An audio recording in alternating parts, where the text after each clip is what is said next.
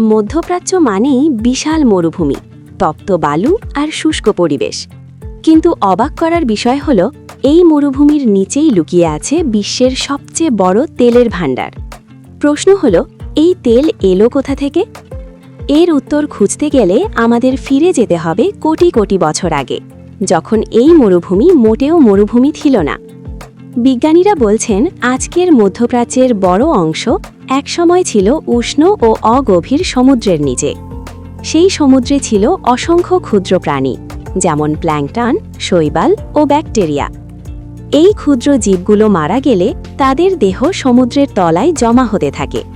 সাধারণত এগুলো পচে নষ্ট হয়ে যায়, কিন্তু তখনকার পরিবেশে অক্সিজেন কম থাকায় এগুলো সম্পূর্ণ পচেনি, বরং স্তরে স্তরে জমে গেছে। সময়ের সাথে সাথে এই জৈব পদার্থের ওপর জমেছে বালি, কাদা ও পাথরের স্তর। কোটি বছরের চাপ ও তাপে এই পদার্থ ধীরে ধীরে রূপান্তরিত হয়েছে হাইড্রোকার্বনে, যা আজ আমরা তেল বা পেট্রোলিয়াম হিসেবে চিনি। এই প্রক্রিয়াকে বলা হয় থার্মাল ম্যাচুরেশন, যা সম্পন্ন হতে লাগে লাখো থেকে কোটি বছর।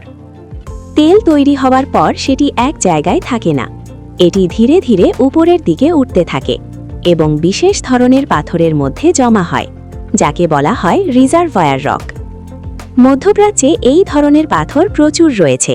পাশাপাশি উপরে শক্ত স্তরের লবণ বা শিলা তেলকে আটকে রাখে, যাতে তা বাইরে বেরিয়ে যেতে না পারে। বিশ্বের অন্য জায়গাতেও তেল আছে, কিন্তু মধ্যপ্রাচ্য এত সমৃদ্ধ হওয়ার পেছনে রয়েছে কয়েকটি বিশেষ কারণ। এখানে একসময় দীর্ঘদিন ধরে সমুদ্র ছিল, প্রচুর জৈব পদার্থ জমা হয়েছিল, ভূতাত্ত্বিক গঠন তেল জমে থাকার জন্য উপযোগী ছিল। তেল সহজে বের করা যায়, কারণ অনেক ক্ষেত্রেই এটি তুলনামূলকভাবে কম গভীরে অবস্থান করে। 20 শতকের শুরুতে এই অঞ্চলে প্রথম বড় তেলের সন্ধান মেলে, বিশেষ করে ইরানে 1908 সালে। এরপর থেকেই মধ্যপ্রাচ্য হয়ে ওঠে বিশ্বের জ্বালানি শক্তির কেন্দ্র।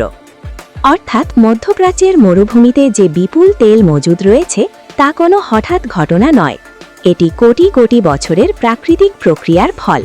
প্রাচীন সমুদ্র, ক্ষুদ্র জীব, চাপ, তাপ এবং ভূতাত্ত্বিক পরিবর্তনের এক অনন্য সমন্বয়। আজকের মরুভূমির নিচে লুকিয়ে আছে পৃথিবীর অতীতের এক বিশাল ইতিহাস, যা এখনও চালাচ্ছে আধুনিক বিশ্বের অর্থনীতি।